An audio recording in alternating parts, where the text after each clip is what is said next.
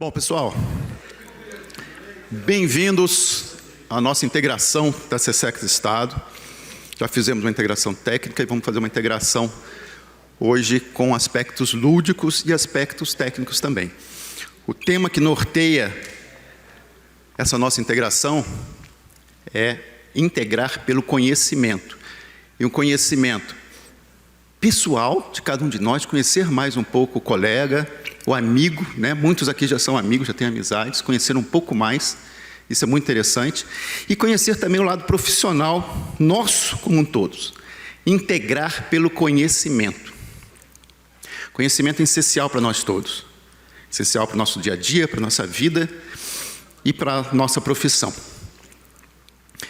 Ontem eu fui ver um show do Roger Waters, né? Independentemente do lado partidário, que ele tem muito, né? Um show muito bom, um profissional fantástico, Pink Floyd, quem gosta de rock é muito bacana. E na fila lá, tinha um ladinho que estava sem gente, lógico, fui para lá, né? Aí o rapaz estava lá, aqui é para idoso. Aí, de repente, o que eu soltei? Nunca tinha dado isso. Mas eu sou idoso. Passei de 60. Aí ele, pois não, senhor, né? Aí eu, fiquei bem frustrado, porque ele reconheceu que eu era idoso, né? Putz.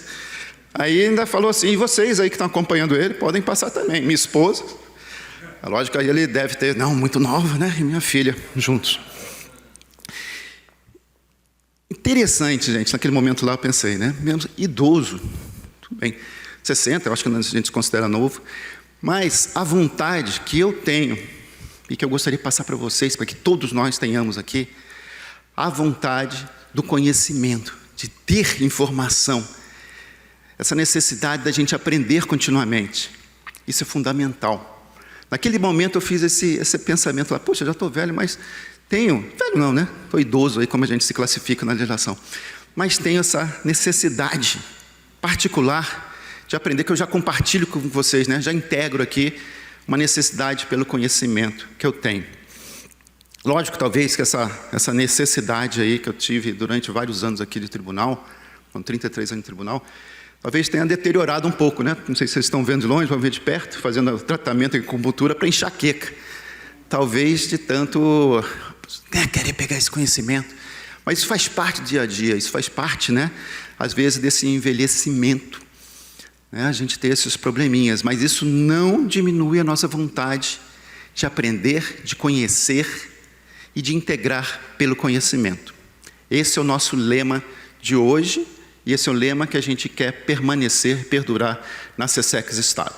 E compartilho com vocês, e agradeço se vocês também internalizarem essa vontade. Tenho certeza que muitos têm permanentemente essa vontade de aprender. E nessa pauta de hoje, dentro desse tema, nós vamos conversar, como habitualmente há nesses encontros, com uma conversa com a CCG. A CCG está aqui presente, vou chamá-los ao palco já em minutos. Em seguida, veio uma etapa já lúdica. Quiser botar, Tibério, aí na tela? Veio uma parte já lúdica da nossa integração, conhecendo o colega, que vai ser realizada pelo Salvatore e pela Virgínia, né? Excelente profissional, todos já conhecem o Salvatore e a Virgínia de longa data, profissionais fantásticos. Na parte da tarde, vamos ter uma palestra muito legal, a Marta Gabriel. Ela trata de futurismo, inovação, transformação digital e vai trazer habilidades do auditor do futuro, muito habilidades humanas. A gente pensa sempre nessa habilidade técnica toda, né? Ela é fundamental, mas muitas delas são habilidades humanas. Essa palestra, pela importância da palestra, ela vai ser divulgada para todo o tribunal. Então todos poderão ver, a CCG está convidada a presenciar essa palestra que vai ser aqui à tarde. Em seguida, a gente passa por cases e causos da SESEX Estado. Cada auditoria nossa, a Auditoria Pessoal de Governança e Inovação, vai trazer um case ou um causo diferente, interessante, para que a gente possa compartilhar, né, e descobrir o que o outro colega, o que outra área está fazendo de diferente. No dia seguinte, nós começamos, naquele foco de entregar pelo conhecimento, com apresentações sobre métodos, princípios, técnicas de o que nós chamamos de auditorias transformadoras, aquelas que realmente modificam uma situação encontrada. ou que tem um grande potencial disso. Essas apresentações vão ser feitas pelo Carlos Renato, um profissional que eu reputo também de excelente qualidade, conheço o Renato há muito tempo. Ele tem uma capacidade de transversalidade de diversas áreas muito grande e tem feito trabalhos fenomenais em todas essas áreas que ele participa. E predispôs, sem custo para o tribunal, logicamente, a trazer todo esse conhecimento e dividir, compartilhar, integrar esse conhecimento com todos nós. Então vão ter essas apresentações atreladas, depoimentos de gestores que viram essas práticas serem realizadas e gerar ganho para o gestor. O nosso maior cliente é o gestor, é ele quem faz. Então se a gente realmente conseguiu ajudá-lo a chegar a um objetivo legal e legítimo e ter uma conclusão, isso é fantástico, né? O Márcio aqui é presente como gestor, né? Quanto mais auditoria puder te ajudar, é o nosso lema, a missão do tribunal é aperfeiçoar a administração pública. Aí vão ser feitas a internalizações desse conhecimento com cada diretoria, depois a gente apresenta os casos, como a gente conseguiu vislumbrar a integração desse conhecimento nas nossas atividades.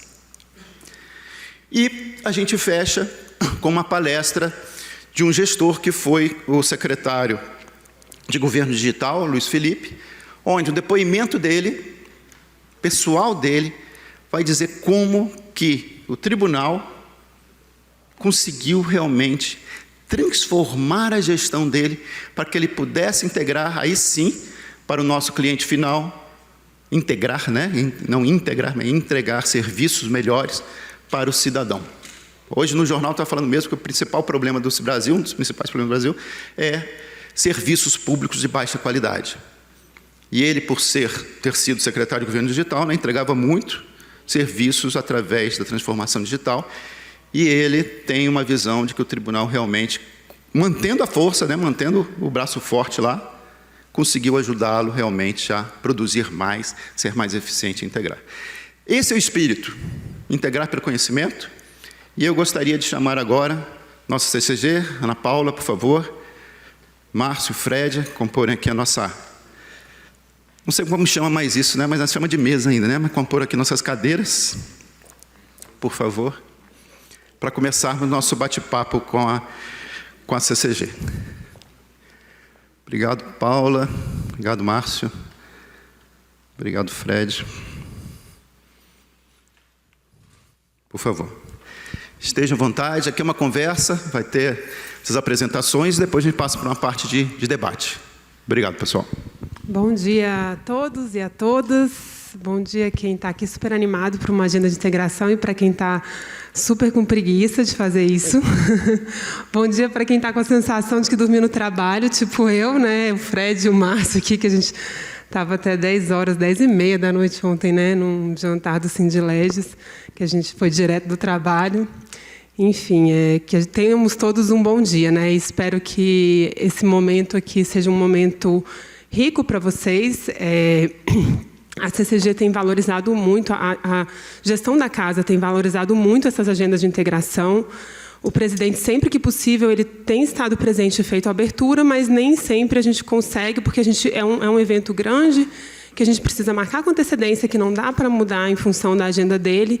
Então, sempre que tem algum imprevisto, a gente opta por dispensar a abertura para não movimentar tantas pessoas em função da agenda dele. Mas ele veio a umas 3 ou 4, então a gente está com um saldo bom, e eu acho que isso é um sinal de como a gente valoriza esse momento, né? Esse momento do tribunal. Eu sei que a CSEX Estado ela é uma das duas que enfrentou o maior desafio de precisar fundir duas secretarias em uma unidade de auditoria. A gente sabe que isso causa muitas dores. Estive com vocês mais no começo do ano, numa agenda que não foi propriamente uma agenda de integração, mas foi um momento ali para conversar, criar sinergia. O Cláudio gosta muito da integração pelo conhecimento. Acho que é uma abordagem muito positiva, né? O importante é que vocês busquem a forma de se integrar que faça sentido para o grupo. E essa gestão também tem procurado muito fazer isso de uma forma que dê espaço e liberdade para para a criatividade coletiva. Eu estava há pouco conversando com o Wesley, né? Ele está de férias, está aqui. Aproveitar para dar bom dia para todos os nossos auditores-chefes. Como a gente tem uma cultura de sobrecarga dos líderes, né? E essa cultura ela decorre do nosso modelo mental, no qual tem um ser pensante e um monte de gente executando. E isso é muito disfuncional, né? Porque você sobrecarrega uma pessoa como se ele fosse um super-herói. E não é, a gente aqui todo mundo é só uma pessoa, né? Inclusive o presidente, quando a gente se aproxima, embora não pareça, é só uma pessoa. E você limita muito o direito de pensar e contribuir do grupo, de cada indivíduo.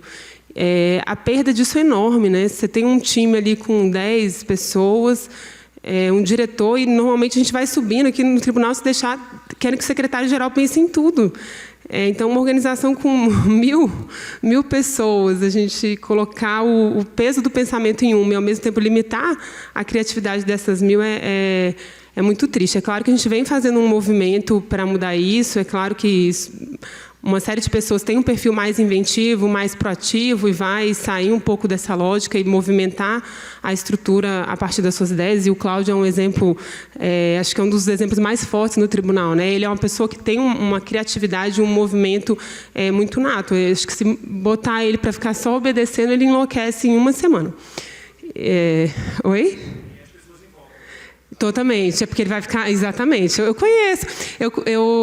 Eu falo, a gente, com a reestruturação, a equipe do secretário-geral se tornou uma equipe pequena, a gente delegou muito do poder que antes ficava na mão do secretário-geral. E aí, já seguindo a lógica, né, desse raciocínio de distribuir para os secretários, e aí eu tenho a oportunidade hoje de conhecer muito bem cada um dos secretários. Então, conheço, viu? Sei como é que... Eu tenho uma notícia ótima para você, Cláudio. Minha avó está com 95 anos e ela segue aprendendo. Então, fica tranquilo que você tem muito tempo pela frente.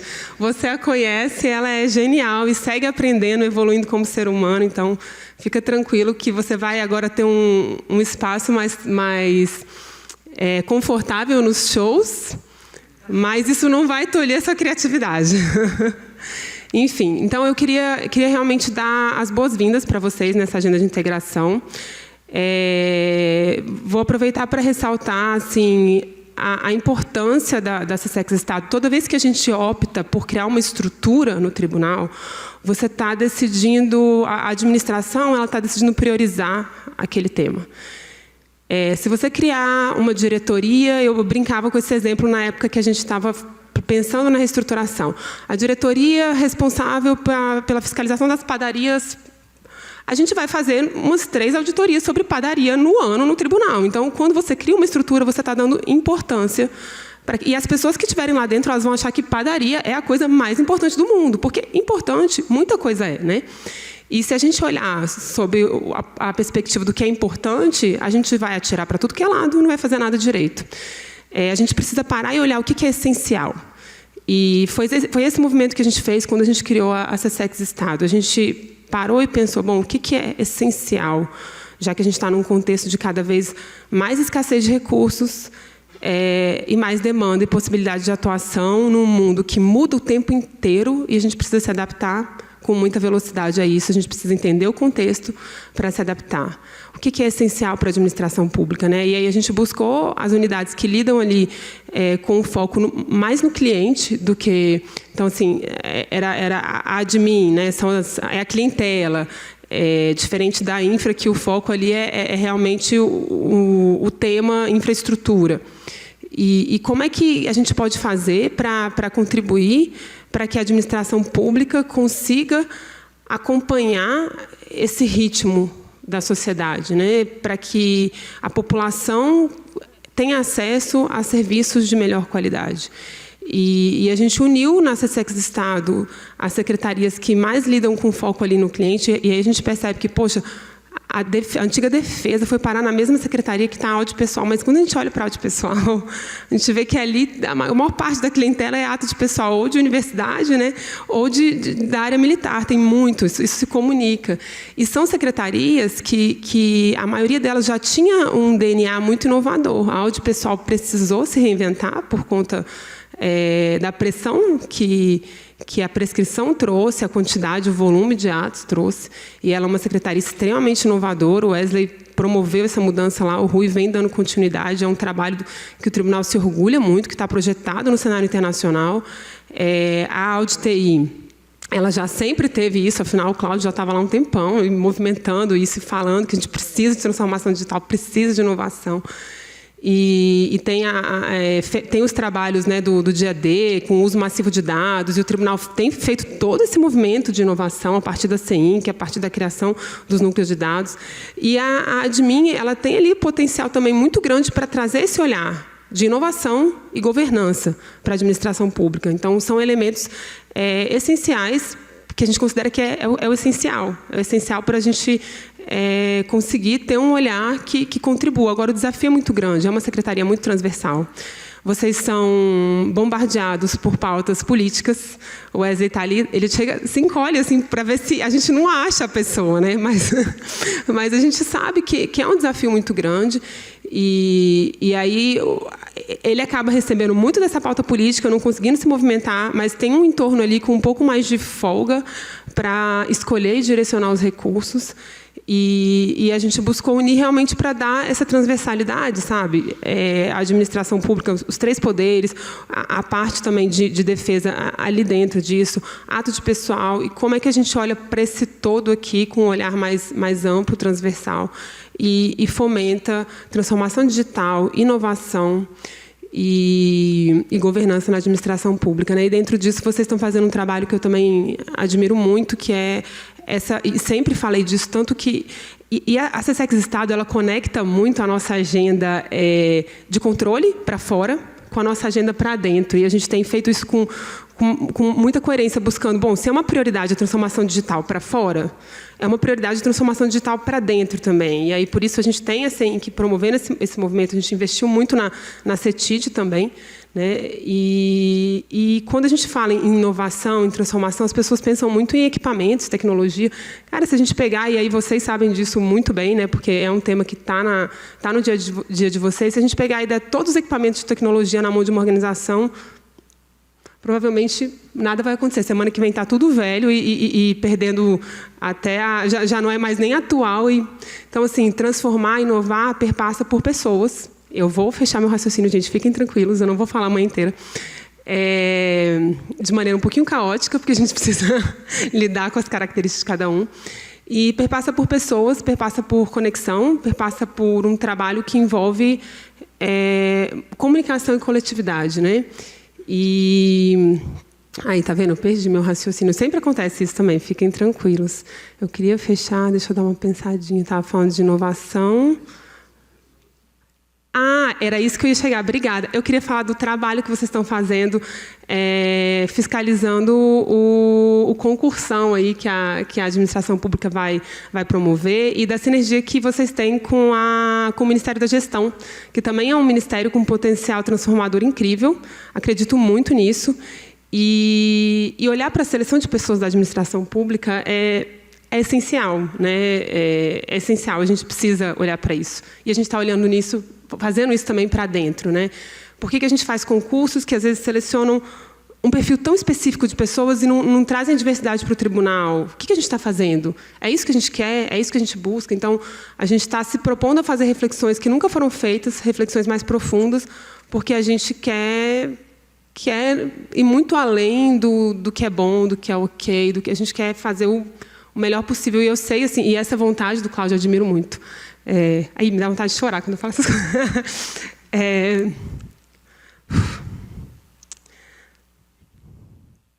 Deu.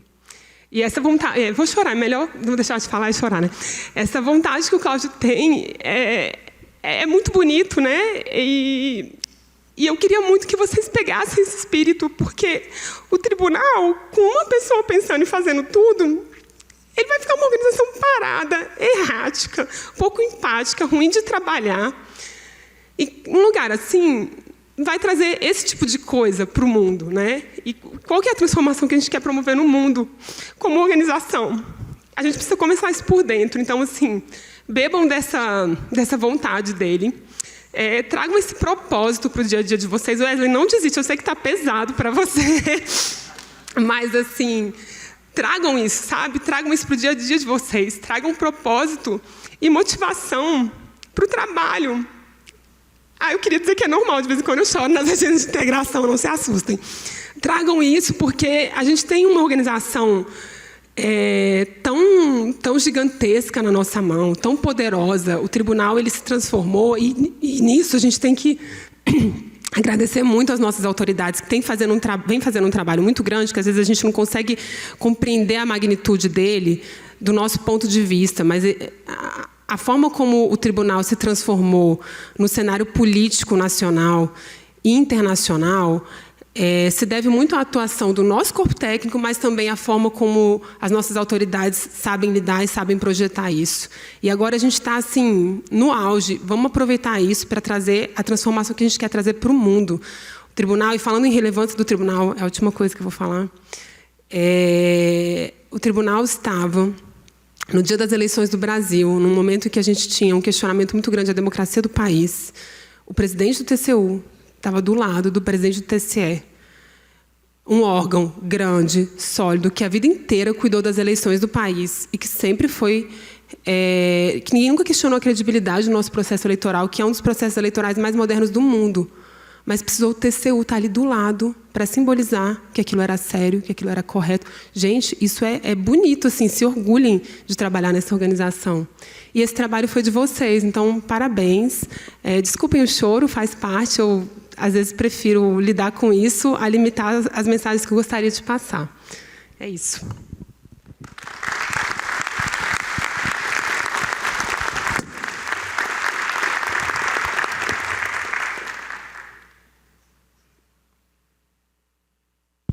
Eu vou deixar o Fred falar primeiro, mas eu tenho certeza que quando a Ana Paula falou da padaria, o Fred falou assim, cara, mas padaria vende pão de queijo, né, cara? É o lugar mais importante do mundo mesmo.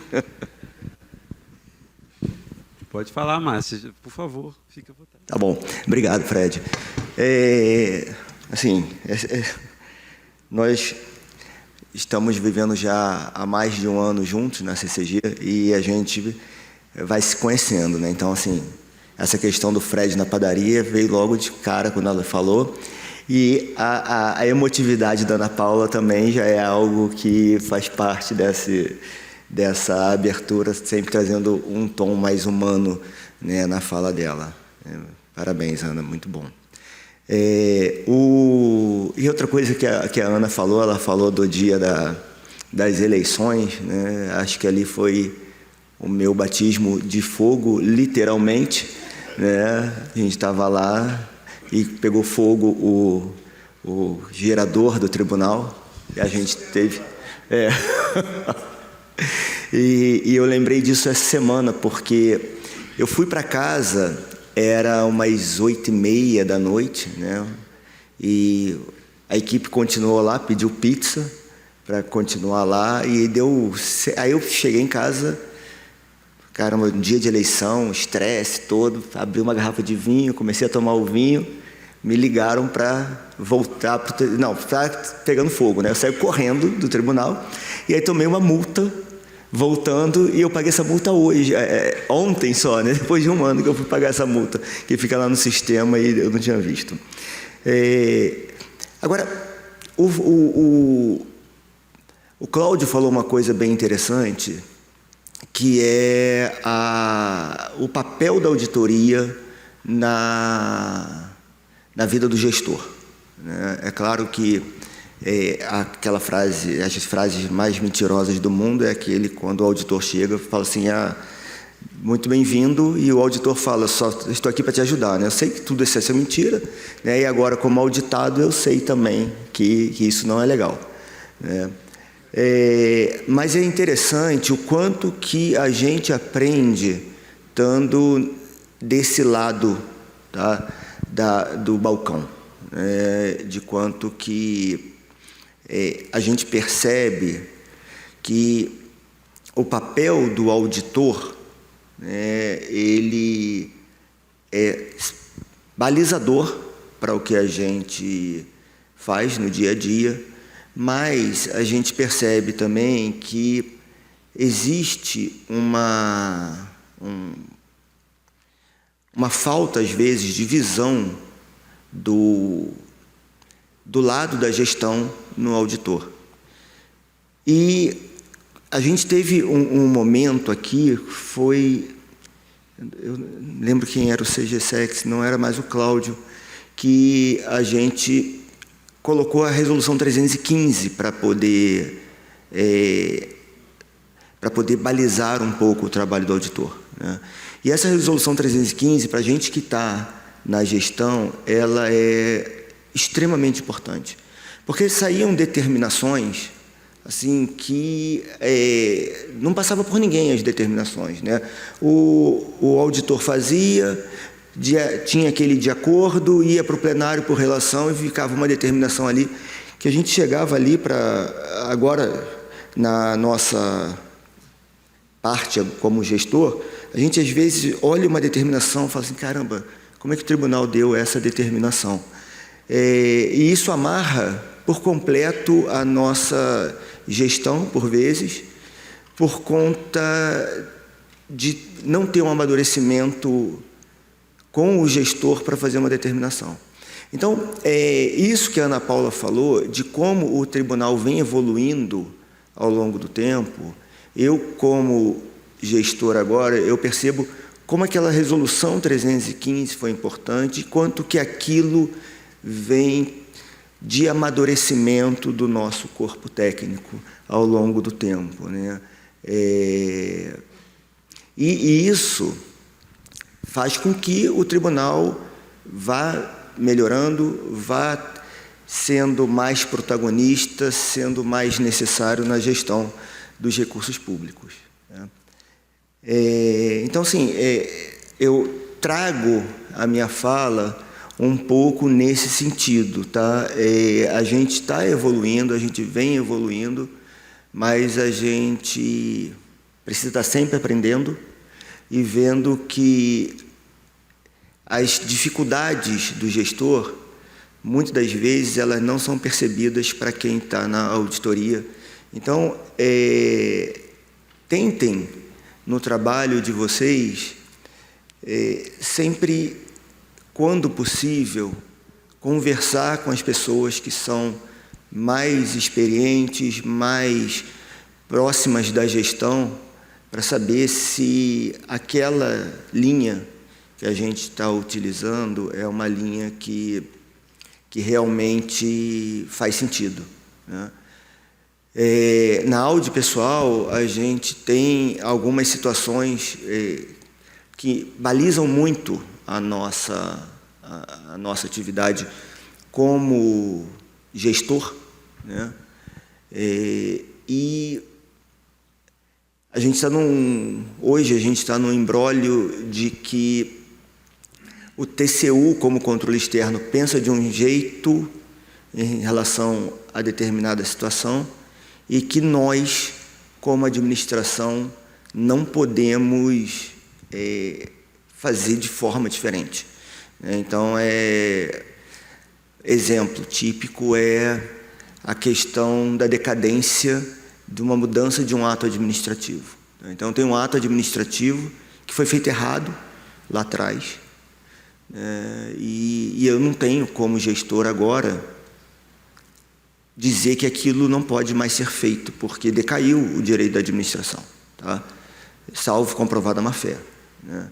E aí eu tenho que considerar legal o ato administrativo, só que o controle externo considera ilegal o ato administrativo, né? Então fica uma situação difícil para a gente, gestor, como gerir isso daí. Então, assim,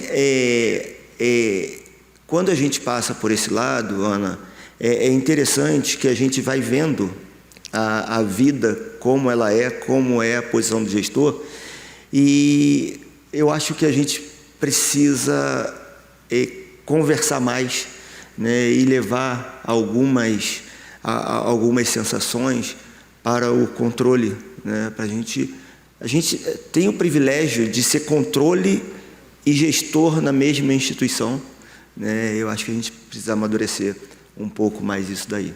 Tá bom? Obrigado. Fred.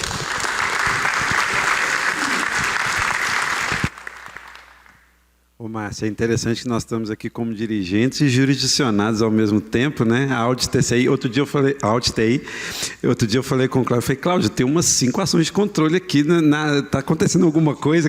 Aí ele falou, não, Fred, né? Mas, enfim, bom dia, pessoal, bom dia para todas e para todos. Eu sempre falo que a gente aqui na CCG, o nosso foco é sempre as coisas essenciais, como a Ana fala, assim, a gente quer ter o olhar para as coisas mais importantes para o tribunal, porque a gente acha que o nosso papel é colocar o tribunal nos assuntos mais importantes e manter-se como uma instituição relevante para a sociedade, né? A gente acha que isso é o que dá para as pessoas se enxergar no órgão, né, que trabalha e se reconhecer como uma pessoa importante, um indivíduo importante, é o que faz as pessoas enxergarem propósito de vida também no trabalho, e no final das contas é o que nos dá condições de pedir maiores recursos, ter uma remuneração melhor, condições de vida melhor, né? Então, hoje nosso olhar é assim, como é que a gente faz para o tribunal entregar mais resultados? Como é que a gente faz para o tribunal, para a sociedade valorizar mais o nosso trabalho, reconhecer o nosso papel e perceber a nossa importância? Como é que a gente faz para estar dentro da dinâmica institucional nos assuntos mais importantes e aumentar a nossa credibilidade e a nossa reputação? E aí, para a gente é muito legal estar falando com vocês, porque aqui a gente tem trabalhos relevantes, né? E a Ana Paula citou a questão das eleições. A gente sempre cita esse exemplo, né, Ana? Não é porque a gente está aqui, mas a gente sempre cita esse exemplo, porque realmente foi uma hora em que o tribunal mostrou o quanto ele é importante para a sociedade. A sociedade pediu, de certa forma, que o tribunal agisse. Era um trabalho que o Cláudio já há muito tempo gestava, né? E precisava do momento certo dele surgir, né? E acabou tendo ali uma conjunção de fatores. Não foi fácil, né? E é um trabalho interessante, porque ele é um trabalho de várias vertentes. Tinha auditoria que vocês fizeram durante um longo tempo e culminou naquela participação final ali, em que houve participação do tribunal quase inteiro naquele momento, né? Vocês capitaneando, mas tinha gente no Brasil inteiro auditando as urnas. A tecnologia precisou ajudar para arrumar uma solução. A gente precisou se comunicar com a imprensa, a forma de divulgar. Então, assim, o tribunal inteiro se uniu ali. E aí a Ana Paula falou, eu estava acompanhando o presidente na apuração e estava jornalista do mundo inteiro e estava lá, o ministro do lado do presidente do TSE. Eu lembro que a Ana brincou assim com o ministro. Ministro, daqui a pouco, os ministros do STF é que vão querer vir para o TCU. E aí eu olhei e falei, cara, que orgulho que eu tenho de trabalhar no TCU. Então, assim, pessoal, obrigado, parabéns. Foi um trabalho maravilhoso e tem vários outros, né? E aí estamos aqui, aí igual eu falei, aqui a gente encontra temas relevantes, a gente cita esse, porque acho que talvez seja um dos trabalhos mais relevantes que o tribunal participou. A gente cita inovação, né, interna na forma de trabalhar. O que vocês fizeram nos atos de pessoal é maravilhoso. A gente estava falando essa semana com o presidente de quanto a gente melhorou a eficiência dos processos de trabalho e o quanto nos dá orgulho de poder dizer por aí para a administração o quanto a gente melhorou de processos de trabalhos internos, porque a gente conseguiu inovar a forma de atuar, né? Isso é transformador e isso se comunica muito com o terceiro ponto que eu vou falar, que é a capacidade que a gente tem de indução, né? Porque a gente mostra o nosso exemplo, né? O quanto a gente conseguiu melhorar e o quanto a gente quer que a administração também melhore.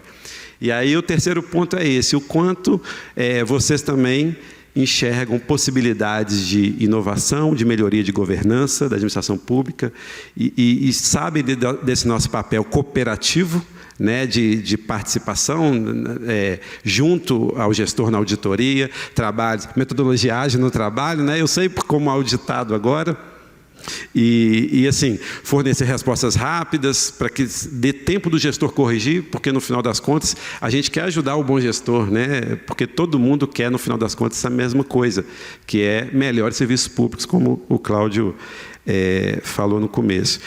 E transparência, a gente tem como induzir transparência na administração pública, e o quanto vocês têm contribuído nisso, a gente tem como induzir, e aí talvez um dos principais assuntos, né, da SESEX Estados, induzir a transformação digital da administração pública e o quanto a gente pode ajudar nisso.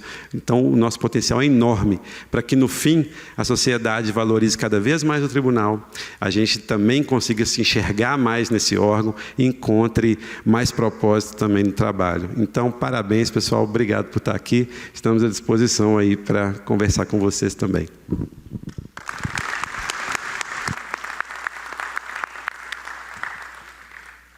Bom, pessoal, desculpa, você, perdão. Eu queria só aproveitar, acho que 2 pontos que eu esqueci de ressaltar, né? A gente estava lendo um artigo, até compartilhei esse artigo com a equipe de secretários, que fala sobre o efeito prolongado do teletrabalho total, né? Porque o que acontece? As pessoas elas se comunicam dentro do time e elas param de se comunicar entre times, né? E isso tem uma perda gigantesca para a organização. Isso é uma pesquisa internacional, porque hoje, com o teletrabalho em massa no mundo, passaram a surgir estudos e pesquisas sobre isso, coisa que antes a gente só tinha um monte de interrogação. E aí, aqui é um momento, então eu queria voltar para esse ponto, né? É um momento em que a gente tem uma secretaria grande, mas tem vários times aqui dentro, porque acho que o time é cada diretoria, né? E vocês têm a oportunidade de criar essa... É uma comunicação. Esse momento ele permite uma comunicação dali para frente, né? Então, assim, não é só a comunicação e a integração pelo conhecimento que ocorre agora. São os vínculos que se faz para que essa comunicação entre times dentro da secretaria não se perca.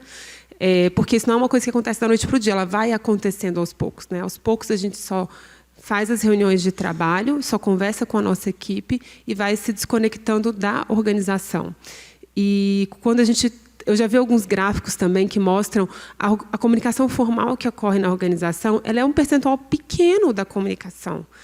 A grande comunicação ela ocorre de maneira informal e caótica, e é aquilo que é essencial para garantir a sobrevivência da organização, garantir a inovação, garantir a inventividade. Então, essa fala é para ressaltar um pouco mais a importância disso. E aí, um outro ponto, né, para a gente perceber a importância do papel de cada um aqui, né? Eu fico sempre brincando com o Wesley, porque ele é um cara super criativo, inventivo, adora transformação, e está tendo que lidar com a pauta política do dia a dia o tempo inteiro. Mas essa pauta política, ela coloca o tribunal nesse papel de projeção e importância que dá a voz para que o trabalho da transformação, da inovação, ele seja levado a sério. Então, quando o Cláudio senta na mesa com a ministra da Gestão e fala qual o trabalho que vocês querem que a gente olhe? E ela, opa, eu quero isso aqui, e a gente consegue esse contato por meio de presidente, por meio do movimento político, os trabalhos que parecem irrelevantes, porque é uma coisa pequena, é uma remuneração do presidente da República, nossa, louco, por que o tribunal está atuando nisso aqui? Irrelevante sob o ponto de vista de materialidade, da nossa visão, que é uma visão mais burocrática, somos burocratas. Mas, sob o ponto de vista político, ele é relevante, ele é essencial. E aí, a gente, aqui nesse lugar, vivendo esse meio de campo entre a dinâmica das autoridades, a dinâmica da imprensa e a nossa dinâmica interna, a gente consegue ir percebendo muito bem. Então, assim, eu queria passar essa mensagem de... valorize valorizem esses processos que, às vezes, parecem pequenos, porque eles dão para a gente esse poder como organização. E aí, na hora que o outro coleguinha está lá fazendo um trabalho super estruturante, legal, bacana, agenda positiva, é legal. Mas não desvaloriza o trabalho do outro, não. Lembra que esse trabalho está te colocando lá em voga, sabe? A mesma coisa, aquele bando de processo na Sejus, aquilo ali... o pessoal está fazendo TCE. Gente, para de desvalorizar o trabalho do outro, sabe? Cara, aquilo ali é muito importante, porque a galera está lidando com aquilo de uma forma cada vez mais estruturada, e, além disso, a gente tem ali uma oportunidade, uma riqueza de informação para direcionar os nossos recursos, que é incrível. E as nossas autoridades, que era o ponto que eu queria chegar... A gente, como organização, tem que parar de ficar criando, sabe? Essa coisa de a gente querer ser melhor que o outro, né? As nossas autoridades, e vendo isso de perto, e aí eu me sinto na responsabilidade de compartilhar isso com vocês, ainda mais que o presidente não pôde estar aqui, elas têm exercido um papel muito importante para o tribunal, um papel muito importante para a sociedade. Às vezes a gente não entende a lógica, mas ela é essencial, e tem vários exemplos, né? Todos esses movimentos que o tribunal vem fazendo para se projetar no cenário nacional e internacional, porque é uma visão que às vezes a gente não tem. Mas o tribunal, quando ele está num board da ONU, se candidatando e sendo considerado uma organização séria para auditar a ONU, o tribunal, quando ele está presidindo uma Intosai, quando ele está participando de vários grupos de trabalho, e a gente tem atuado ativamente no cenário internacional e no cenário nacional político de uma forma que eu mesma vivo chocada, assim, como que a gente está fazendo tudo isso? Isso dá credibilidade para a organização. E fiscal depende de credibilidade. Fiscal sem credibilidade não faz nada, não muda nada. Então, assim, fecha essa equação, né? Vamos fechar e perceber isso. Vamos olhar para as nossas autoridades quando elas pedem alguma coisa e dar uma credibilidade, porque elas sabem o que elas estão fazendo sob o ponto de vista político. E a gente traz o nosso ponto de vista burocrático para dar o equilíbrio. Vamos andar juntos, sabe? Vamos eliminar os custos ocultos e se movimentar. Eu sinto o tribunal esse ano se movimentando muito. E eu lembro que eu conversava... O Cláudio é meu amigo, né, de décadas aí. A gente, por acaso, veio trabalhar junto. Mas eu lembro de eu indo bater um papo com ele, falando o que eu queria para o tribunal. E assim, o meu olhar ele é muito pouco focado, muito diferente do dele, que é um olhar assim, eu quero a transformação digital. E o meu não, é a forma, é a conexão, é eliminar os custos ocultos, é botar a organização para conversar em todos os níveis, é eliminar conflitos internos. E ele, tá, mas e aí, isso aí é só forma, como é que você vai preencher isso? Eu falei, sei lá, preenche aí você, né? E está funcionando bem, sabe? Então... eu queria compartilhar um pouquinho com vocês essa visão mais estratégica, porque numa organização em que a gente espera que cada peça tenha o poder de pensar e contribuir, essas peças precisam entender um pouco como é que funciona o todo, né? Deixa eu ilustrar um pouquinho o que a Ana Paula falou, com um exemplo lá da CGDAN, né?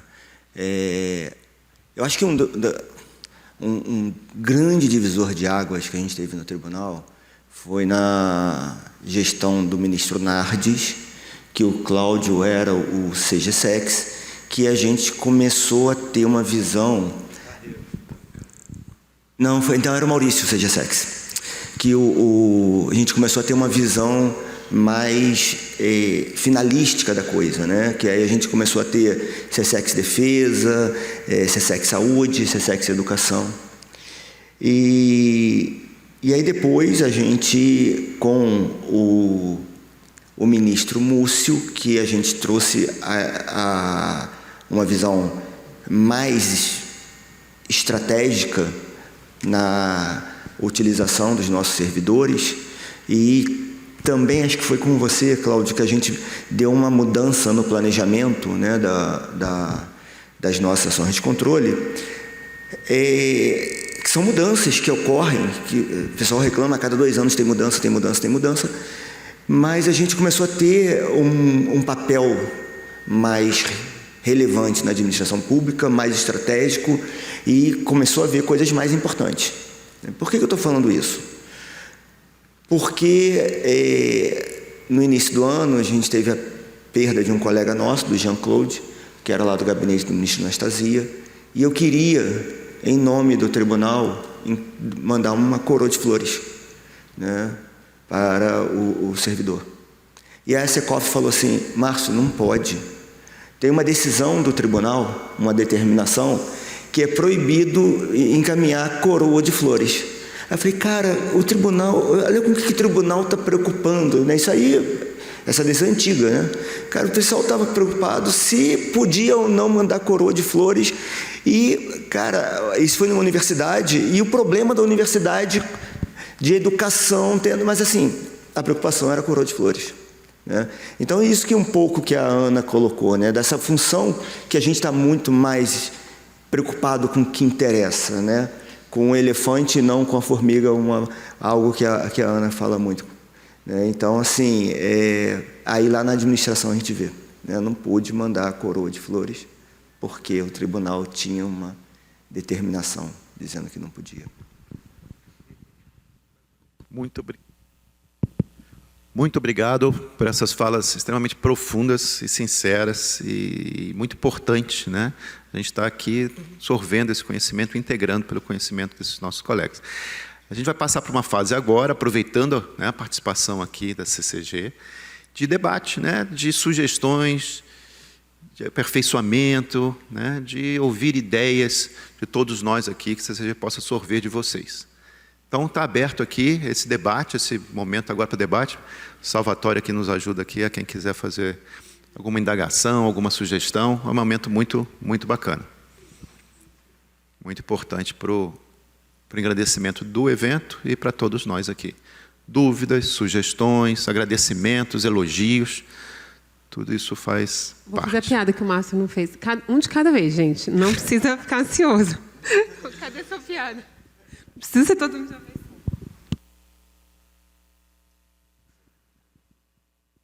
vez. Começa um, depois o povo embala. Mas vocês estão... Pode reclamar também, pode falar que odiou isso, odiou aquilo. Vamos aproveitar essa oportunidade, né, de contato direto com os colegas que hoje estão na alta administração, né, fazer perguntas e depoimentos, enfim, o que a gente achar importante. Vai lá, Norberto. Tudo bom, gente? Bom dia aí, por favor. Olha só, aproveitando então nisso, eu não sei, Cláudio, qual o percentual de servidores do Estado que a Sexo Estado tem. E como isso está borbulhando aí nas conversas, por gentileza, vamos comentar a minuta da portaria do... Se apresenta, por favor. Oh, desculpa, eu dei bom dia. Norberto, gente, para quem não me conhece, diretor da... Cadê esse Norberto? Ainda não, cara, já passou. Diretor da Adjus. É só para isso, só para comentar o que é que está em portaria, quais as ideias do teletrabalho ou do sistema de trabalho, do regime de trabalho que vai ser para os colegas dos estados, do Estado nos estados. Bem rapidinho sobre isso, tá? Porque a gente já fez um trabalho de comunicação muito grande com relação a esse tema. A gente passou por todas as regiões, alguns estados adicionais, conversou com todos os reps, pediu porque os reps são os representantes, o TCU nos estados, pediu, eu sei que ele estava. Então, a gente pediu para, assim, a gente já fez muito essa comunicação, né? E a gente vem fazendo também no União, aí vou ser breve aqui para a gente... Mas, por conta daquilo que eu falei, da necessidade de comunicação entre times, que vai se perdendo ao longo do tempo, e dos estudos, do que o mundo, e não é uma questão no TCU, o mundo percebeu que é legal no primeiro ano, no segundo ano esse negócio começa a dar problema, e no terceiro ano a gente vai quebrar como organização, né? Então, a gente precisou repensar o modelo de trabalho nos estados. A gente está propondo para o presidente, que ainda está lá na mesa dele para ele assinar, né, um regime de trabalho que já existia no tribunal. A gente optou por não criar uma terceira opção. Então, esse regime que já existe é o de 14 horas, como a gente vem dizendo, a nossa expectativa sempre foi que nos estados fosse menos que na sede. E com um percentual de teletrabalho total de 20%. Com as mesmas exceções que já vigoram para o regime de hoje, dos comissionados, e tem lá as exceções da portaria, então, que fica mais... A gente achou que seria mais fácil para a organização compreender e lidar com o sistema que já tem, né? E a gestão vai ser feita pelo representante no Estado, dentro de cada Estado. Acho que essas são as 3 premissas essenciais, passando a valer em janeiro, né? E aí está na mesa do presidente, vamos ver se ele assina, se ele não assina, se ele dá o bumerangue. Estou aqui comunicando bem abertamente. Acho que o Fred ficou me olhando e falou, cara, o que ela vai fazer? Ela vai falar? Ela não vai falar? Mas normalmente eu falo porque a tônica é o que está na mesa do presidente. Se amanhã sair outra coisa, foi porque ele mudou, gente, né? É o risco que a gente assume quando a gente opta pela transparência, né? Próximo. Oi. Sou Ricardo Eustáquio, da Auditi. Com esses 28 anos de tribunal, já passei por muitas experiências, fui diretor, secretário, fui cedido para a Câmara, para o Senado, já fui cedido para o governo de Estado, para ser secretário também. E eu tenho uma visão muito crítica, e quem me conhece sabe disso, a respeito desse novo modelo que o tribunal adotou. Principalmente porque eu acho que não foram verificadas algumas premissas básicas. Por exemplo, que 60% dos recursos que a União utiliza, fora pessoal e dívida, são transferidos para os estados, e mais de 50% disso de forma voluntária. E esses recursos não estão sendo fiscalizados há muito tempo. Aí, quando se fala que o tribunal ganhou uma relevância grande, eu discordo completamente disso. Nós fizemos um projeto Atena, 10 anos atrás, onde se fazia pesquisa rotineira sobre a percepção da sociedade sobre o tribunal. Não sei se isso ainda é feito, se é feito não é divulgado. Mas o que a gente percebe, e a gente percebe muito, é que o tribunal passou da relevância quase que zero nas pontas. Se você fizer uma pesquisa, ninguém sabe o que é TCU. E não sabe porque deixou de atuar. Antigamente a gente tinha, procurava-se nas SESECs estaduais, isso era muito constante, gestores que queriam orientação, gestores que queriam verificar se o passado deles estava bem, se a prefeitura ou se o Estado estava correndo bem. E o tribunal perdeu isso. Tá? É lógico que a gente tem que verificar a disponibilidade de recursos, né? Mas eu acho que ficou uma caixinha muito centralizada em Brasília, e enquanto que os recursos financeiros federais não estão centralizados aqui. A grande parte está fora. E a gente perdeu, inclusive, com esse modelo, condição de trabalho. Hoje, a SESEC Tocantins, onde eu estou domiciliado, não existe mais. Tiraram a sede, que era boa, estruturada, a loja precisava de reforma, mas não tinha recurso, então vamos fechar a sede. E alugou-se metade do andar de um prédio de 130 metros, que é dividido com a Anatel. Então, mesmo se eu quisesse hoje trabalhar dentro do tribunal, não tem jeito. Não tem nenhum computador lá para mim. E esse modelo tirou da gente também a capacidade de ter uma infraestrutura de trabalho. Eu estou há 6 meses trabalhando no notebook que não funciona. Então, acho que não estão vendo essa ponta, acho que é uma das coisas que o Norberto citou, sei lá, a respeito da estrutura de trabalho que foi deixada do lado e da oportunidade de trabalho que também foi deixada de lado. Eu gostaria que isso fosse uma reflexão. Já falei isso algumas vezes em outros encontros, mas é uma reflexão que eu tenho constantemente, e isso desmotiva muito. Tá? Desmotiva, faz com que a gente fique com vergonha de trabalhar no tribunal, inclusive. Tá bom, eu agradeço a sua sinceridade. Tá ouvindo? Agradeço a sinceridade. A gente tem conversado muito sobre isso e acaba sendo uma oportunidade para a gente. O povo deve estar tudo assim, meu Deus, o que ela vai falar agora? Gente, eu já ouvi isso tantas vezes, fiquem tranquilos, vai ser a 10ª vez que eu trato desse tema. A gente considerou, sim, todos esses elementos que você traz, tá? E aí entra no rol de escolhas e renúncias, né? A gente faz aqui, às vezes, um coach com o Romero Reis, que ele fala assim, quando você opta por uma roupa do seu guarda-roupa, você deu não para todas as outras. Então, quando o tribunal ele optava por tratar dos problemas das questões locais, ele estava dando não para um papel que ele, como organização federal, tinha e que só ele consegue fazer, que é olhar... Poxa, eu te ouvi olho no olho, olha para mim. Que é olhar para o... porque a pessoa olhar para o lado... Não, tudo bem, mas vamos levar... Tratar com respeito que eu te tratei, eu gosto de ser tratada. E o tribunal ele optou por olhar para as coisas de uma forma sistêmica, porque só o tribunal consegue olhar para uma política pública.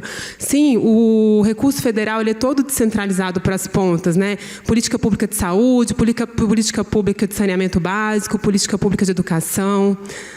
Mas tem, por trás disso, um órgão federal que tem diretrizes e uma política pública pensada para um país como um todo, e não para cada local. Quando o tribunal opta por entrar num problema local, ele está olhando a formiga abaixado, o elefante está passando aqui do lado, ele não está vendo. E tem um monte de órgão e estrutura de controle local que tem o papel de olhar para o problema do local. Mas quem tem o papel de olhar para o problema da administração pública federal como um todo, para o país como um todo, como é que a saúde pública está sendo tratada no país? É o TCU. E não é verdade que a gente não está fiscalizando os recursos transferidos. O que a gente está fazendo é parar de atuar no varejo para atuar nisso de forma estruturada e sistêmica. A gente tem hoje aulas de transferências, construindo painel para dar transparência, para onde está indo, o que está sendo feito com os recursos transferidos por meio de emenda parlamentar. Isso é uma ferramenta que a gente coloca na mão dos órgãos de controle, da sociedade, dos órgãos de controle local, que tem o poder de dar um controle exponencial para o que é feito.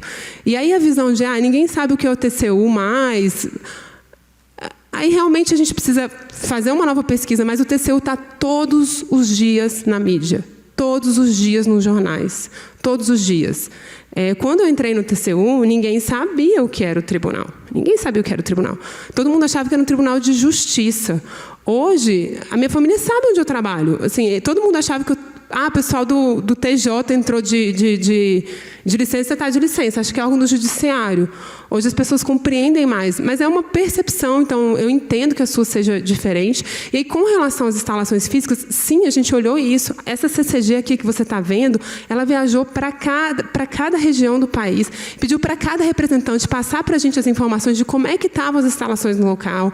O regime de trabalho que está sendo pensado, ele prevê um rodízio justamente para lidar com a situação de cada local, e nos locais em que não houver espaço para comportar o rodízio na forma que está proposto na lei, a gente pode fazer um regime de transição, como foi feito na sede para a CSEX-TCE, que não tinha estrutura física para comportar todo mundo. Então, ninguém está colocando o servidor para trabalhar sem condição. O seu notebook está quebrado, não sei qual é a situação específica, mas o tribunal tem estrutura para atender isso, o servidor... E você tem um representante do Estado lá que tem condição de ver isso, né? Então, assim, a gente passou pelos estados, a gente mapeou as estruturas, isso foi considerado sim. Tá. Eu tive em Tocantins, né? Olhei a representação, assim como em outros lugares. É um prédio que precisava de muita manutenção. A gente tem um auditório integrado ali que quase não funciona, com problemas estruturantes, problemas de acessibilidade. E quando a gente optou por uma mudança, a gente percebeu um local bem localizado, com espaço para todos os servidores, né? Se eu não me engano, são 6 auditores, né, em Tocantins. E assim, converso muito com a Ana Célia. Eu não, assim, se tiver realmente algum problema de estrutura, de computador, por favor, nos avise que nós temos capacidade de fazer essa troca. Tá? Tá. Oi, só complementando, não é falta de respeito com você não, porque eu estou sem óculos, eu não enxergo ninguém que está aí na frente. Tá? Não, você me desculpa, é realmente... Então, e eu sou surdo, ouvido direito, então eu fico só do lado esquerdo ouvindo. Ah, tá, porque eu tive uma interpretação, porque eu tive a impressão que você não estava olhando, que você estava tipo, virando assim, o rosto para o que eu escutar. estava dizendo, né? Perdão. Só complementando, a estrutura não é boa. Se alguém for lá, vai ver que não é. Nós reclamamos, nós pedimos, eu tenho isso tudo documentado, mas é uma opção do tribunal. O que eu não entendo de uma certa época para cá é uma mudança de visão de que o tribunal tem que ajudar a gestão, lógico que tem, mas de que o gestor é parceiro. Não é. 90% dos gestores são corruptos. Isso é verificado em todas as instâncias e todos os trabalhos do tribunal. Se você pegar... Então já tem 90% de chance, e o Fred, de serem corruptos. Eu não. Nós somos exceção. Então, a gente vê isso nos trabalhos. Vamos implantar melhoria na área de governança, vamos incentivar que os órgãos e os jurisdicionados melhorem. Só que não adianta você ter governança se o gestor é mala. E a maioria dos gestores são mala. A maioria dos desvios, a maioria da corrupção que ocorre vem de cima. E o tribunal perdeu essa visão um pouco. Tá? É só isso. De novo, desculpa, gente. Eu só queria comentar uma coisa que eu acho que é importante, assim, reforçar isso. Eu sei que é fechando o ponto anterior, mas antes de eu falar, você acabou puxando. Essa mudança que você está trazendo, ela foi feita em 2019, né, há muito tempo, a gente herdou ela, embora a gente, de fato, ache que, diante do que se apresentava, foi uma decisão correta, mas a gente também compreende todas as implicações que elas têm, algumas negativas, mas acho que a Ana disse bem que, diante do que se apresentava, nos parece realmente a melhor decisão, e a gente percorreu os estados, conversamos com todos os representantes, para poder entender as implicações e tentar melhorar, inclusive, esses pontos, que é uma percepção de quem mora nos estados, é que a gente não está acompanhando o dinheiro que vai ser gasto lá, e também, até na forma de atuação da aula de transferências, a gente está discutindo para ver a melhor forma de atuar nesse ponto que você está trazendo, não como era antes, né? Mas de outra forma, considerando também a limitação de recursos.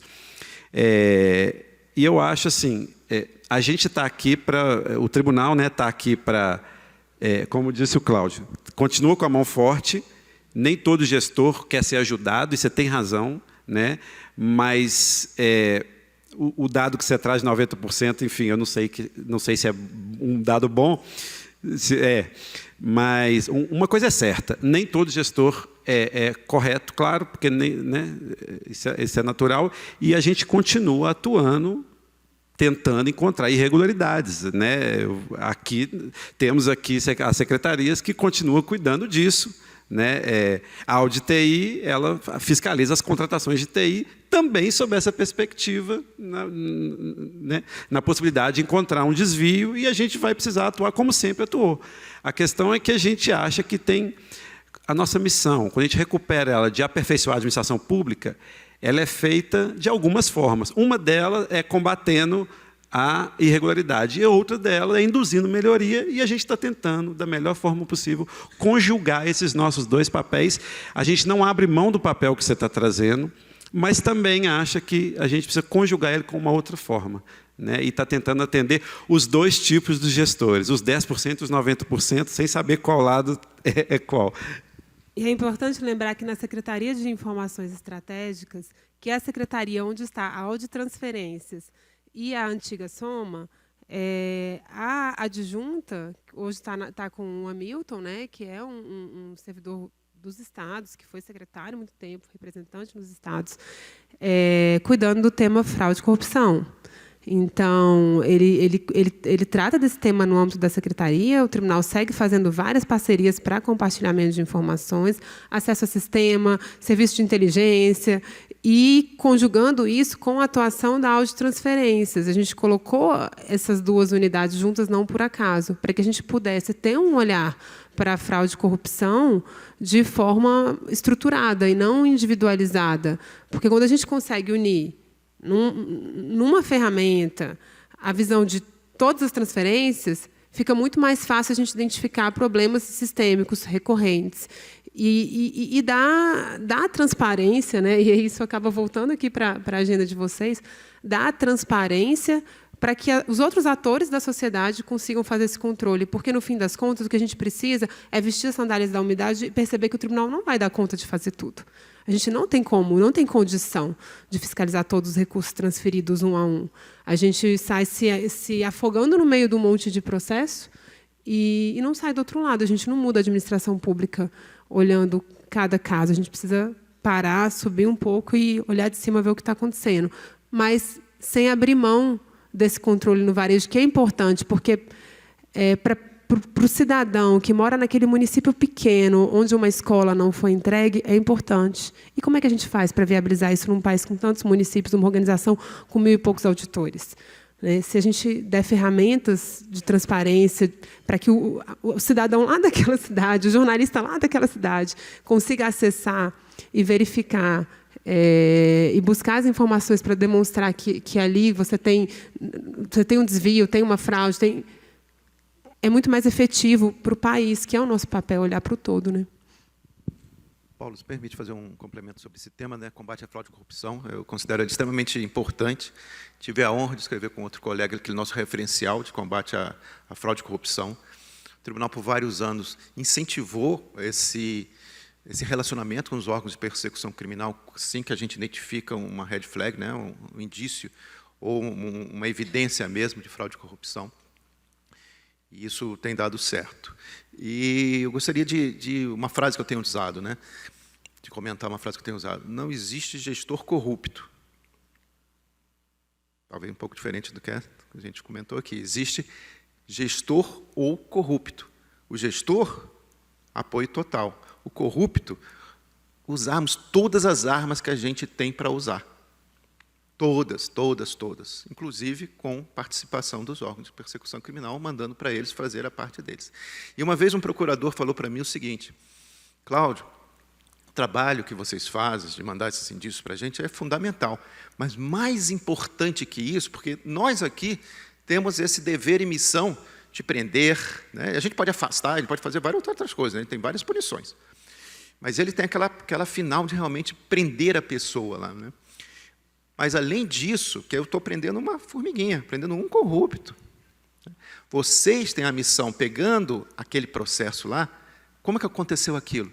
Aperfeiçoar aquele processo, para que aquilo ali não ocorra mais. Isso não é o Ministério Público que faz, geralmente, não é a Polícia Federal, muito menos, que faz isso. Somos nós. Então, devemos sim combater a fraude e corrupção e, mais importante ainda, aperfeiçoar os processos, planos, processos e pessoas, né? Comentamos todos esses elementos aqui, para que aquilo não ocorra mais.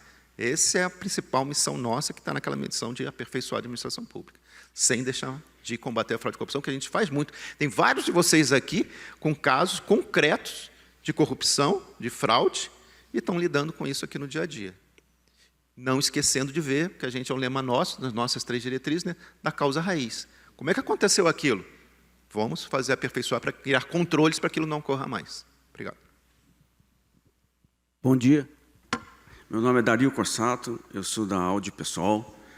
Durante muitos anos eu fui sindicalista do Sindileges, da Auditar. Então a minha verve sindicalista aqui está... Eu não podia perder a oportunidade, estando diante da CCG, de fazer 2 questões. A primeira é, aproveitando que vocês almoçaram ontem com o pessoal do sindicato, jantaram ontem com o pessoal do sindicato, perguntar como é que está o nosso adicional de especialização e qualificação. Tão aguardado por todos nós. Calma, mas... A gente segue aguardando aqui também ansiosamente, tá? Essa é uma informação muito importante que traz uma motivação muito grande a todos nós, né? É claro que isso é o nosso dia a dia, isso é extremamente importante, né? Outra questão que eu também gostaria de colocar é o seguinte: eu me solidarizo com o que você falou. Também tenho muito orgulho do TCU. Eu acho que o TCU está bombando, está na mídia toda hora. E eu gosto muito também da gestão do TCU. E, ao longo do tempo, como participando do sindicato, da Auditar, eu tive muito contato com essa gestão de vários nomes, né? E sempre pessoas muito boas. A gente tem uma nata excepcional. Só que, às vezes, o TCU dá uma pisada de bola, que a gente fica meio assim, poxa, de onde veio isso? E eu estou me referindo aqui ao teletrabalho. Nós estávamos num mundo de pandemia que estava todo mundo em casa. Aí, de repente, todo mundo volta para o trabalho e vem uma decisão um pouco radical, que é todo mundo, tirando quem está em teletrabalho, vai ficar 3 dias por semana, 21 horas no TCU. Sendo que é um time que estava funcionando super bem, né? Então, a gente, assim, causou muita estranheza, um certo desconforto, porque havia um certo hábito já de pessoas trabalharem em casa e irem bem, né? Então, houve muito essa conversa. Poxa, 14 horas seria suficiente, né? Parece bobagem, né? 7 horas a menos e tal, mas eu, por exemplo, não me importo muito não, mas eu vejo colegas muito incomodados com isso. E algumas decisões, por exemplo, agora vocês estão prestes a colocar 14 horas para as regionais, pelo que eu entendi. Aí fica a sede com 21, as regionais com 14. Isso gera muito ruído, muita coisa desnecessária, né, e muito incômodo. Então, são as 2 colocações que eu queria fazer diante da CGG. Obrigado.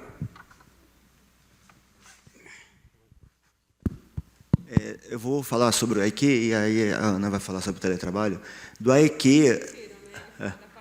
É mais ou menos isso, é que você tem mais habilidade. Do AIQ, nós, quando encaminhamos a nossa proposta orçamentária para o Congresso, né, a nossa PELOA, nós colocamos no anexo 5º a reserva para o pagamento do AIQ. Então, para que haja o pagamento, há uma necessidade de ter uma reserva orçamentária, tá? Assim, grosso modo aqui. Não adianta a gente agora falar assim, vamos fazer um projeto de lei para amanhã pagar qualquer coisa, né? Isso tem que estar lá na lei orçamentária anual, uma reserva. Então, a gente fez essa reserva, tá? Estamos aguardando a aprovação para o pagamento, né? Então, a gente tem dinheiro separados já para isso. Tá? A casa está acompanhando, né? Estamos vendo as movimentações. O nosso cálculo foi a partir de 1º de janeiro, a gente ter isso daí. Então, essa parte que cabia para a gente já fez e estamos com esse dinheiro reservado já. Tá? O Sindilege tem se empenhado muito. É isso que eu ia falar. Né? Aspar, a gente, o Sindilege, estamos acompanhando agora a fase do processo legislativo para que a gente pense a melhor forma, né? Porque, Dario, você sabe melhor do que nós aqui, em geral, que tem ali a acessibilidade do tempo político de quando a gente consegue fazer o projeto andar, né? E aí a gente está conversando com os principais atores, o relator, o presidente da comissão, o presidente da Câmara dos Deputados. Então, assim, a gente está tentando, além de fazer aqui a parte interna, reservar os recursos, fazer andar o projeto de lei, mas a gente depende do tempo político, né? Estamos trabalhando nisso, mas é o tipo de coisa que depende muito mais do contexto ser favorável do que de uma movimentação nossa aqui, né? Mas, enfim, estamos trabalhando nisso. O presidente está envolvido nisso bastante. Ele olhou o projeto, fez sugestões. Então, assim, a gente está acompanhando bastante esse assunto, tá? Bom, e com relação ao tema teletrabalho, né? Tivemos a pandemia, todo mundo foi trabalhar em casa, aí todo mundo achou que estava funcionando bem. Todo mundo dizia, naquela época, que a gente encontrava pela organização, inclusive gestores, que estava ótimo, dava para ficar daquele jeito que estava. Mas muita gente começava a perceber que não, que tinha alguma coisa ali que precisava ser mudada. E aí a administração da casa, a gestão anterior, começou a trabalhar numa portaria de um híbrido, né? E veio o híbrido de 14 horas por semana e com um grau de percentual de teletrabalho ainda muito alto, né?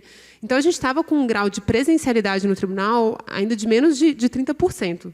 Se chegasse no tribunal, você ia ter menos de 30% dos servidores ali presentes. E o presidente veio com uma diretriz forte, que a gente teve que seguir, fez da melhor forma possível, conversando, dialogando, criando um sistema flexível, mas não foi de repente. E aí a gente percebe, quando o servidor vira e fala, foi de repente, você percebe o efeito nefasto do teletrabalho prolongado há muito tempo. Porque a gente manda e-mail, a gente conversa aqui no presencial, e a gente fez muito isso. A gente bota no União, mas ninguém vê, porque o servidor está lá na casa dele, conversando com o time dele, e recebendo 1 milhão de coisas, tem um monte de rede social. A gente vive num mundo que é difícil assim, você focar em alguma coisa, de tanta coisa que você recebe, né? Agora, quando as pessoas elas se encontram nos corredores e tem alguma coisa, um burburinho rolando, a rádio de corredor ela funciona, que é uma beleza, né? Então, assim, quando as pessoas estão presentes no ambiente, que alguém fala que vai mexendo, aí está todo mundo sabendo. Mas se a pessoa está lá na casa dela, é difícil. A organização está mandando e a pessoa não sabe. A gente optou por fazer isso aqui que vocês estão vendo justamente porque a gente não sabia mais o que fazer. Para se comunicar com as pessoas assim, do tribunal, não sabia. É um desafio muito grande. E aí, sim, a gente precisou enrijecer, aumentar o número de horas presenciais. A gente não tinha escolha como gestão, tá? A gente só tinha escolha do como. E eu tenho muita convicção de que pode não ter agradado todo mundo e que também não teria como agradar.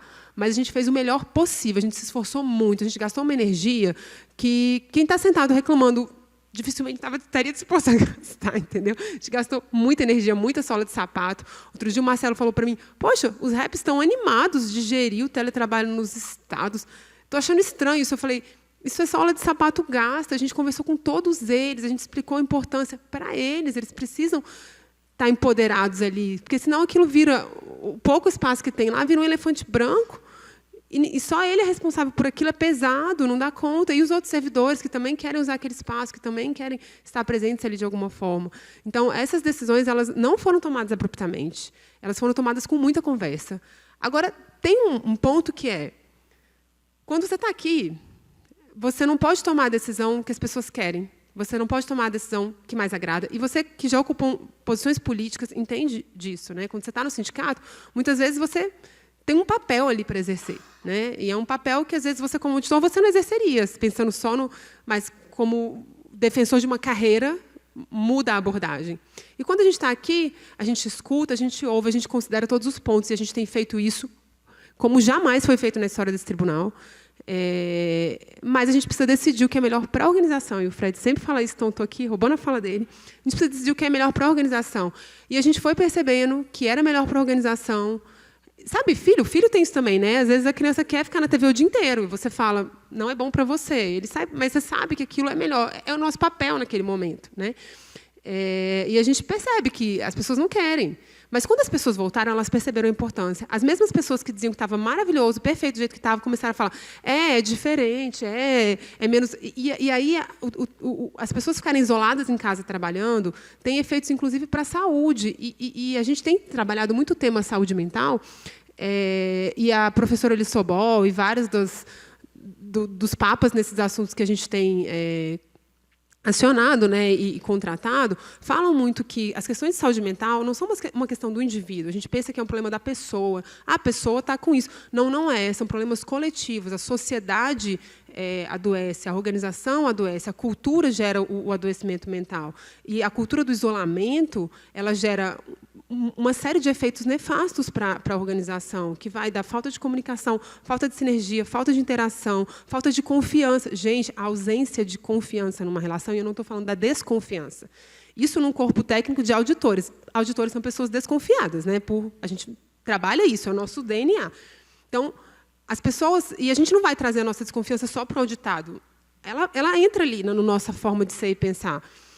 E, para você construir confiança com um colega, você precisa interagir, você precisa do olho no olho, você precisa do dia a dia. Outro dia eu estava lendo um texto que minha avó, lá vou falar da minha avó de novo, escreveu há 40, 50 anos atrás, e parecia que tinha sido escrito hoje. E ele falava que a comunicação pela tela e pelo telefone é muito limitada, porque, e ela é professora de português, né? Comunicar envolve linguagem, envolve tom, envolve o que você está vendo, a forma como a pessoa se mexe, a linguagem corporal, uma energia que passa ali, que hoje tem pesquisas que mostram que existe uma comunicação que vai além do que é visto, né? Então, assim, isso a gente constrói essa confiança muito mais fácil no contato diário com as pessoas. Poxa vida, eu tenho já uma relação de confiança com todos os secretários que diminui muito o meu custo transacional com eles, diminui muito o custo da comunicação, o gasto de energia. Isso é importante, porque quando o Wesley me liga, olha as coisas que esse cara lida, ou o Rui, eu ligo para ele e falo, Rui, preciso que você me explique isso.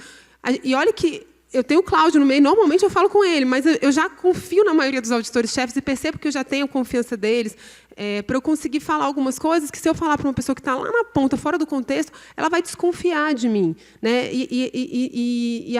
Quando a gente fala em ausência de confiança, não é que você não confia, você não tem a confiança. E isso já é suficiente para você precisar explicar tudo e mostrar para aquela pessoa que você trazer um contexto. A energia gasta nisso é enorme, né? E, na dúvida, a gente não faz as coisas. Na dúvida, a gente deixa de fazer um monte de coisa. E a certeza, a gente precisa da certeza que aquele colega sabe quem você é, que aquele colega conhece seu contexto, que aquele colega vai te dar a mão ali na hora que o bicho pegar. Caramba, quantas vezes, assim, eu e o Wesley ali lá na sala dele, né? Olha só, a gente precisa combinar tudo isso aqui direitinho, porque na hora que a gente apertar o botão e a gente despachar esse processo, o Brasil inteiro vai saber, porque tem um monte de... Como é que a gente faz? Então, vamos fazer assim, pega, fala. Ele e o Cláudio lá. Isso requer confiança, e essa confiança ela não é construída com cada um trabalhando na sua casa, sabe? Então, foram essas as decisões duras que a gente tomou. Cansa pra caramba fazer o que as pessoas não querem, mas a gente está fazendo. E quem tem filho sabe que cansa, né? Eu faço esse paralelo, não é infantilizando as pessoas, não, é porque é um paralelo que todo mundo tem no dia a dia. Cara, cansa muito fazer o que aquela pessoinha precisa, o que você acha que deve ser feito por ela, porque normalmente ela não quer, né? Ela quer fazer o que vai fazer mal para ela no longo prazo, ou provação da vida. Mas a gente cansa, mas é o nosso papel naquele momento, é uma responsabilidade que a gente tem. Então, essas decisões foram tomadas assim. Tá, só uma complementação bem rápida. O ponto que eu queria tocar é o seguinte: se o presidente não ingressar de verdade nessa aprovação do EEQ, ele não sai. O sindicato sozinho não tem força para isso. Precisa do presidente entrar a campo, ir atrás disso. E com vocês, como são da CCG, estão em contato direto o tempo todo com ele, é importante que vocês levem essa mensagem. Olha, a turma está esperando, a turma acredita no senhor, a turma quer que isso, precisa que isso aconteça. Em relação ao teletrabalho, não se duvida que é necessário que as pessoas voltassem. A gente só questiona os colegas, eu vejo muitos colegas questionar, o pessoal pensa que eu sou do sindicato ainda, vem muito a mim. Questiona assim, mas por que 21 horas e não 14, por exemplo, que é adotado mundialmente? Existem vários estudos dizendo Não, 14 horas, 2 dias por semana é o suficiente. E isso foi levado ao presidente, o presidente falou, não, eu quero 3, pronto, final. Isso aí a gente não tem Então, opção, quer dizer, não, são algumas coisas que você falou de confiança. Então, a gente precisa confiar no gestor maior, que é o presidente, que ele vai nos defender no momento certo, que é o quê? A remuneração e as condições de trabalho que precisam ser conversadas. Tá? Só essa finalização. Me lembrou que eu esqueci de um ponto muito importante. É bom que tem você e o coleguinha dos estados. A diferença de carga horária. A situação dos estados é diferente. Tá? Lá, quando a gente fala em criar espírito de corpo, senso de pertencimento, você tem 2 formas de olhar para isso. O espírito o senso de pertencimento de equipe, você sentir que você pertence àquela equipe, àquele time, e o senso de pertencimento à organização. Nos estados, a maioria das pessoas trabalha com o time de Brasília, então é diferente. Eles estão lá na sede do TCU fazendo o call com a pessoa daqui, né? Mas a gente entende que é importante que eles estejam presentes para construir o espírito de pertencimento organizacional. Mas eles não têm o time deles ali. Então, e eles trabalham mais remotamente. Então, por isso a gente achou que seria mais razoável estabelecer uma diferença de carga horária para os estados. E isso foi muito conversado. Com relação ao contato com o presidente. O presidente, no dia que a gente estava para aprovar aquele aumento, não foi grande, né? Foi pouco, mas faz diferença, de 5%, ele ligou para quem que ele ligou? Tipo, 11 horas da noite de domingo, para conseguir... Porque o do Legislativo estava passando e o nosso não. Você vai saber disso melhor que eu.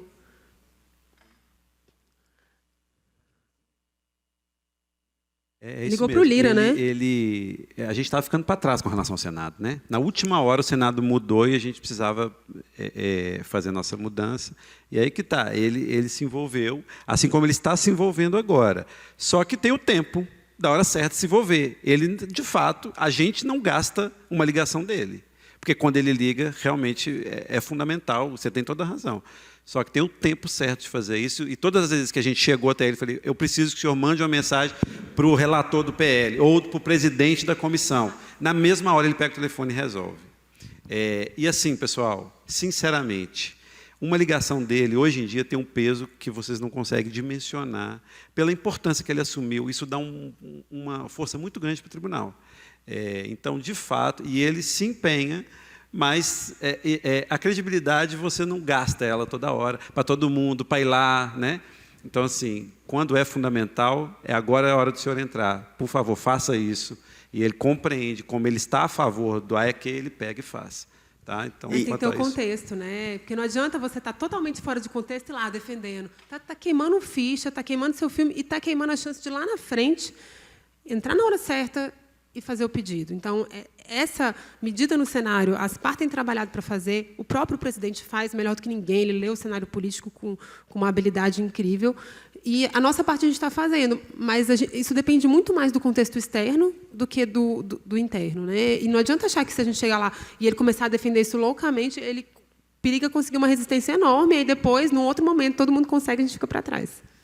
Dari, tem uma outra situação também, que é uma leitura que o Legislativo e o Judiciário tiveram 18% de aumento, né, escalonado, e o Executivo 9%.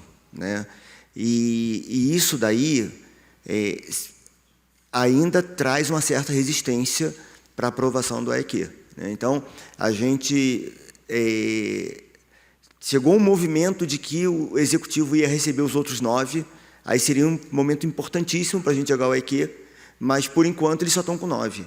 Né? E aí tem uma trava. Então, é isso que o Fred coloca. Né? Ele tem uma análise do cenário político que é impressionante. Né? E a gente está aguardando o movimento certo para poder fazer dar o checkmate. Tá?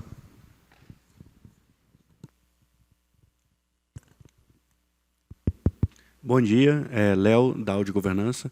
Eu queria pedir para vocês falarem sobre o que está sendo feito no segundo andar, lá do anexo 2, o espaço modelo. Estão fazendo o castelo do castelo, né? A gente está convivendo bastante. Assim, não, olha só, o que acontece é o seguinte, nós, quando assumimos a gestão, nós decidimos por fazer um espaço-conceito ali.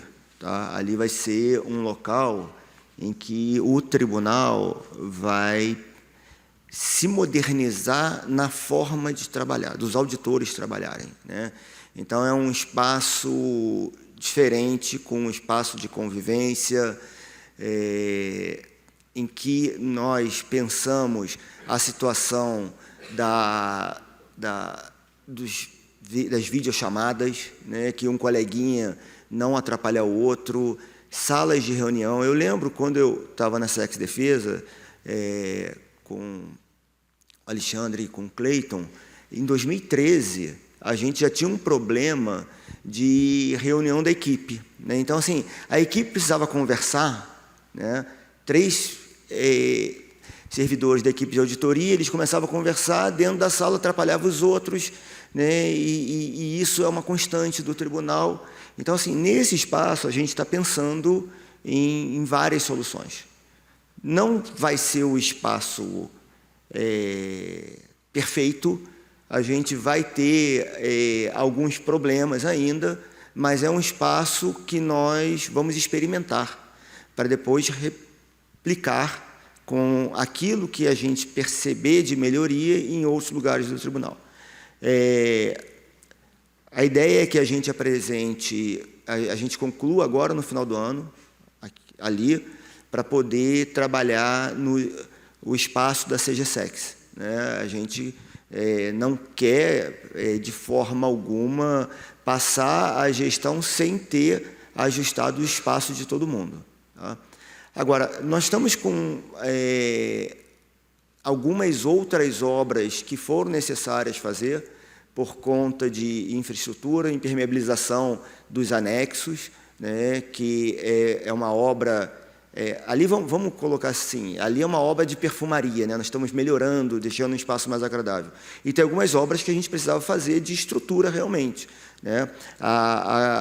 O acesso do anexo 2 e 3, que nós quebramos tudo, porque estava sem impermeabilização, a laje estava afundando, né? Então, tem uma série de coisas que a Senge está fazendo necessárias, impermeabilização dos espelhos d'água todo, que fizeram com que a gente atrasasse um pouco isso daí, tá?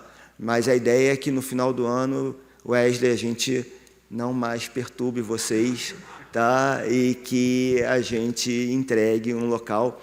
Eu estou querendo fazer o seguinte, estou querendo fazer agora uma obra depois no 4º andar, tá, Wesley? Para ficar em cima de vocês.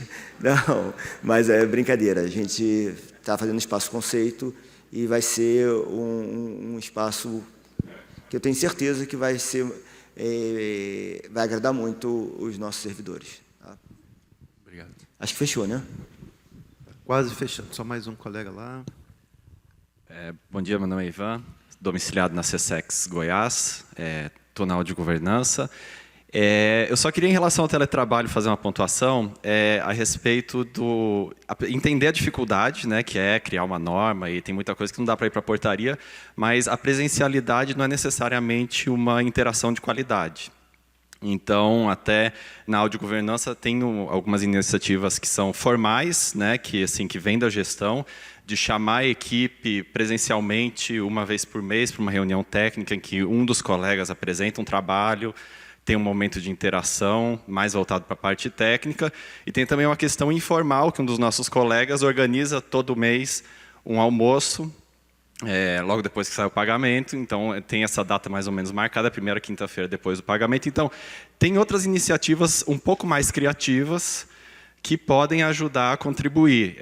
Obviamente, isso não dá para ir para o normativo, né, exigir a presencialidade no churrasco ou qualquer coisa assim, mas assim, tem outras formas de tentar garantir que esse tecido, né, essa interação entre os colegas ocorra.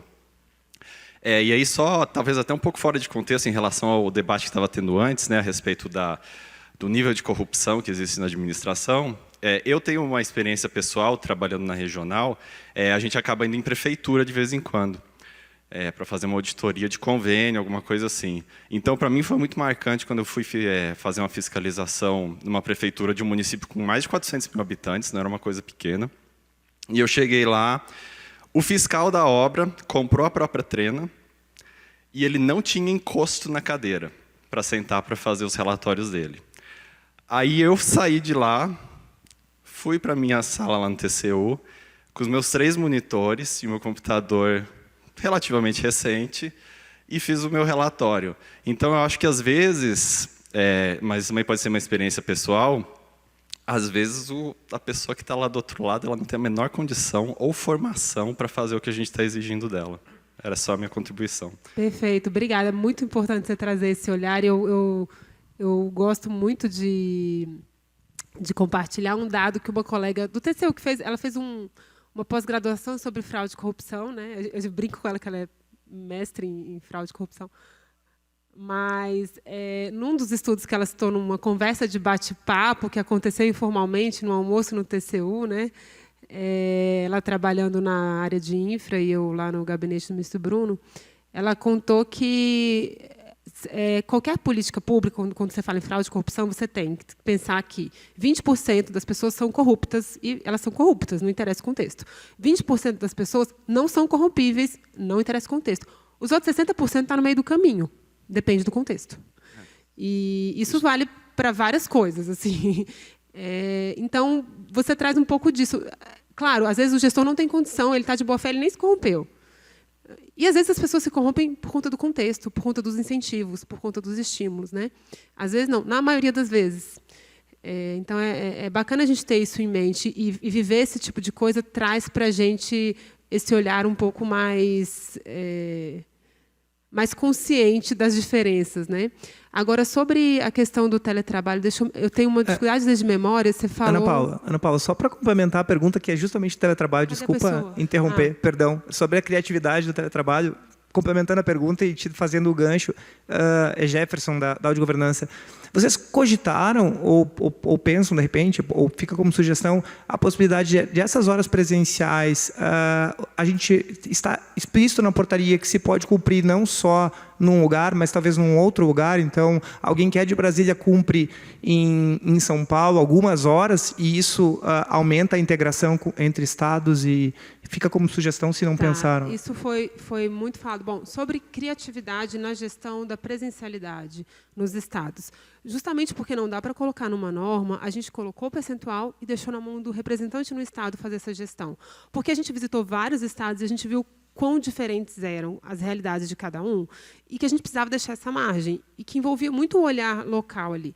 Tem estado que o pessoal gosta de ir, tem estado que o pessoal não quer nem a pau, tem estado que o rep vira e fala, aqui tem 10 pessoas, assim, todo mundo está disposto a ir, menos se uma for. Aí eu falei, bom, você vai poder fazer o que você quiser com o percentual de teletrabalho total. E aí também tem, às vezes, um servidor que é muito resistente e está para aposentar. Então, para que resgatar a pessoa para um senso de pertencimento? Se a pessoa, qual o custo disso? E aí, nesse caso, o rep vai poder gerir.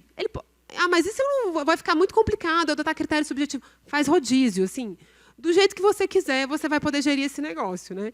Então, a ideia é essa, dar o espaço para essa criatividade. E a ideia é que os servidores sejam ouvidos também. Então, vocês vão ter a oportunidade, a equipe está na portaria, na minuta que a gente mandou, que é junto com a equipe. Então, a ideia é essa. Cada coletivo constrói seu modelo, e a gente deu as premissas, os limites que a administração aceita. Tantos por cento tem que estar presencial. Com relação a cumprir jornada de trabalho fora do Estado, a gente esbarra num problema, e aí a gente entra na burocracia, na lei, no TCU, nos controles que por aí estão, que é a questão da mudança de domicílio, né? A mudança de domicílio de Brasília para os estados tem sido um fluxo que, até o momento, neste momento, a administração entende que não é adequado, não é do interesse da administração. Entre um estado e outro, a gente avalia alguns critérios, né? A gente tem concedido uma ou outra sempre com muito cuidado, porque, quando você muda o domicílio do servidor, é uma decisão de médio e longo prazo. E aí, a administração chancelar que o serviço vai ser prestado em outro estado, isso esbarra em problemas legais, porque dá margem para judicialização. Então, a gente, às vezes, acaba tendo que ficar um pouco mais limitado na criatividade das soluções, por conta do contexto normativo e das consequências, né? Eu sempre falo, cada caso desse que eu pego, e aí meus colegas aqui são testemunhas, a gente tem requerimento de tudo que é tipo que aparece, assim, e que nem até o Fred, que é meu assessor, o Fred Júlio, né, que todos vocês devem conhecer, que foi logo muito tempo. Ele, Ana, tem aqui uma história bem triste, mais uma história bem triste, porque sempre tem, né? E a gente fica num papel muito duro de ter que não entrar com a emoção, porque a gente tem que pensar, se eu decidir com base nesses argumentos, nesse caso concreto, abrir uma exceção, eu posso aplicar isso para todo mundo que pedir, na mesma situação? Que efeito eu vou gerar? E aí, às vezes, você precisa ser muito duro. Assim, para a pessoa ali, a decisão é ruim, não é legal. Né? A gente trata com o maior cuidado. Eu peço, eu falo, eu vou soltar o despacho, negando. Liga lá para a pessoa, avisa, porque é ruim, a pessoa recebe o despacho. A gente faz da melhor forma que a gente pode, mas a gente dá o não. Né? Porque eu preciso pensar, e aí, se eu decidir assim para todo mundo, cada caso eu penso. E a gente discute na CCG, e, caramba, gasta uma energia aqui da CCG que vocês não imaginam. Bom, pessoal, ainda sobre fraude e corrupção. O referencial nosso tem o 2060-20, tem o Diamante da Fraude, o Triângulo da Fraude, recomendo muito vocês lerem. Lembre-se, a gente é uma instituição na esfera administrativa que investiga, acusa e julga, e com vários poderes, diferentemente de várias entidades aí de auditoria no mundo. Então, a gente tem muito poder e podemos usar muito para combater fraude e corrupção, sim. Bom, a gente vai passar para uma outra etapa agora, vamos fazer um intervalo de 5 minutos, e voltamos aqui para o auditório e agradecemos muito a presença aqui da CCG. Parabéns, parabéns pela tudo que está sendo feito nessa gestão. Muito obrigado, pessoal.